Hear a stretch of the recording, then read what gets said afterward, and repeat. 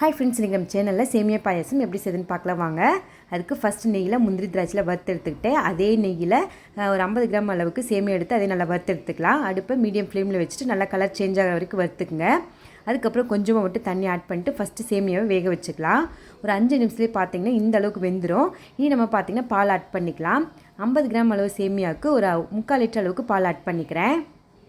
பால் வந்து நமக்கு எந்த அளவு தேவையோ அந்த அளவு ஆட் பண்ணிக்கலாம். நல்லா திக்காகிடும். கடைசியில்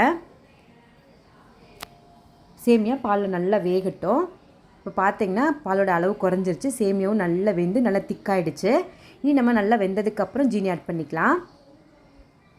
ஜீனி நல்லா கரையட்டும். கொஞ்சமாக ஏலக்காய் தூளும் ஆட் பண்ணிக்குவோம்.